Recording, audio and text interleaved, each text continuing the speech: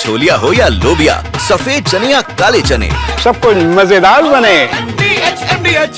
और स्वेदा में दोनों तरफ से बड़ा नुकसान। सीरियाई मानवाधिकार संगठन का दावा, मरने वालों की संख्या 1000 से ज्यादा।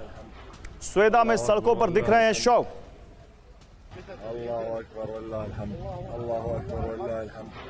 तो ये सीरियाई मानवाधिकार संगठन का दावा है कि काफी लोगों की इस झड़प में, इस हिंसा में मौत हुई है और सड़कों पर भी शव दिख रहे हैं वहां पर स्वेदा में।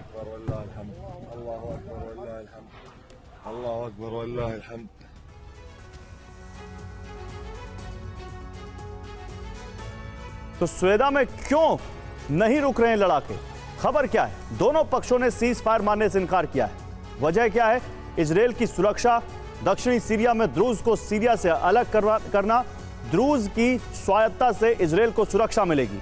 एचटीएस और इजराइल के बीच द्रूज बफर जोन का काम करेगा। तहरीर अल शाम के कब्जे का इरादा। द्रूज वो इलाका है जहां एचटीएस का कब्जा नहीं है। द्रूज के विद्रोही संगठन एचटीएस को चुनौती दे रहे हैं। द्रूज के विद्रोही संगठनों को इजराइल का साथ है।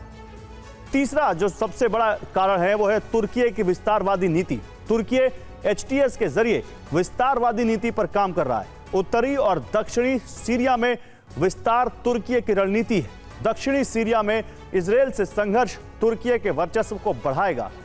चौथी वजह, द्रूज की आजादी का मकसद। इजराइल के समर्थन से आजादी हासिल करना द्रूज का लक्ष्य है और इसीलिए वो अल शरा के शासन को मारने को तैयार नहीं है।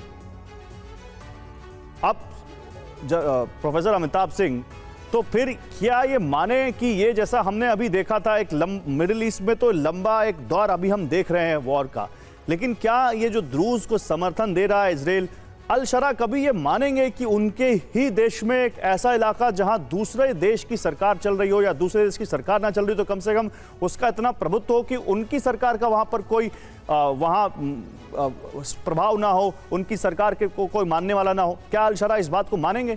देखिए, आपने गौरव तीसरा जो एक प्रश्न उठाया था कि तुर्की का क्या रोल है इसमें। हाँ, तुर्की एक बहुत बड़ा प्लेयर बनता जा रहा है, क्योंकि इस समय अगर वेस्ट एशिया में देखें तो पूरे वेस्ट एशिया में इजराइल के सामने कोई शक्ति खड़ी नहीं है। ईरान मटियामेट हो गया, सीरिया खत्म हो गया, इराक अब बिल्कुल उनके साथ है वेस्ट के साथ, या ईरान के साथ बिल्कुल नहीं खड़ा दिख रहा है इस समय। अब बचा क्या? अब तुर्की, और तुर्की नेटो का सदस्य होते हुए भी इस अहमद अल शरा के सरकार में एचटीएस को बसाने में तुर्की का सबसे बड़ा रोल रहा है, ड्रोन टेक्नोलॉजी से, इंटेलिजेंस से या अदर चीज़ों से। लेकिन इस समय तुर्की की जो विस्तारवादी नीति दिख रही है वो एक्सपेंशनिज्म नहीं खोज रहे हैं। वो चाह रहे हैं कि एक ऐसी व्यवस्था हो जिसमें कुर्दों का रोल मिनिमल हो, और इसीलिए उन्होंने अपने कुर्दों को न्यूट्रलाइज कर दिया है। क्योंकि तुर्की को अब डर लग रहा है कि एचटीएस तो उनके साथ है ही तुर्की के, अब कहीं ये जितने भी कुर्द हैं वो अगर इजराइल के साथ हो गए तो एक नई अव्यवस्था शुरू होगी और इजराइल का अपर हैंड होगा।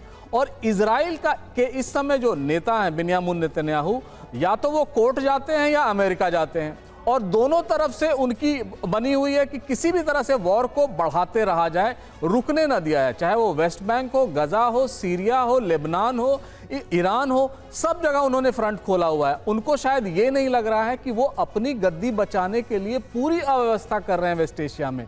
जितने अहमद अल शरा रिस्पॉन्सिबल हैं द्रूज के लिए, उतने ही रिस्पॉन्सिबल अपने आप को इस समय बेन्यामिन नेतन्याहू मानने लगे हैं। बिल्कुल। और ज्यादा से ज्यादा द्रूज जितने भी इस समय लेबनान में, चाहे इजराइल में और सीरिया में हैं, वो सबको वो कह रहे हैं ये भाई हैं और ये साथ साथ आना चाहते हैं। यानी एक्सपेंशनिज्म जो है, विस्तारवाद जो है इजराइल का, अब वो लग रहा है कि सीरिया इस समय पूरी हालात वहां बिगड़े हुए हैं, ज्यादा से ज्यादा इलाकों पर अधिकार जमा ले, जितने भी द्रूज बहुल क्षेत्र हैं उनको अपने राज्य का बफर स्टेट बना लें कि आने वाले समय में द्रूज को मिलाया जाए। और जहां तक एचटीएस का है वो एंटी माइनॉरिटी तो रहा ही। देखिए, अब जरा उस वॉर फ्रंट की बात करते हैं जो बहुत 3 साल से ज्यादा से भड़का हुआ है, और सबसे बड़ा जो वॉर फ्रंट है वो है मॉस्को, रूस और यूक्रेन। और मॉस्को पर यूक्रेन की एक बड़ी एयर स्ट्राइक की खबर है, अब इसकी बात करते हैं। मॉस्को के पास पूरी रात भीषण बमबारी हुई है। यूक्रेन की बमबारी में मॉस्को में बड़ी तबाही मची है। ये देखिए, ये हम तस्वीर आपको दिखा रहे हैं, ये धमाके की आवाज आप सुन सकते हैं।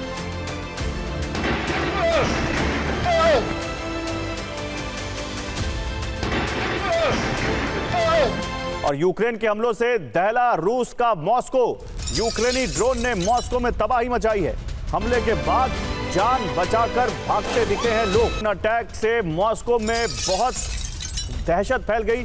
हमले के बाद एक इमारत में आग लग गई, वो आपको दिखाते हैं। ये देखिए, हमले के बाद एक इमारत में वहां आग लग गई। ड्रोन अटैक किया है यूक्रेन ने मॉस्को में। Пиздец просто нахуй. Блять. Пиздец просто.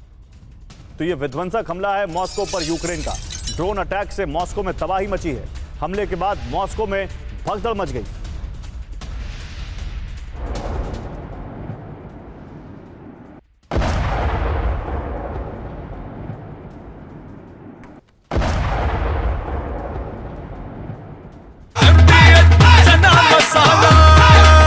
अब छोलिया हो या लोबिया, सफेद चने या काले चने, सब कुछ मजेदार बने। MDH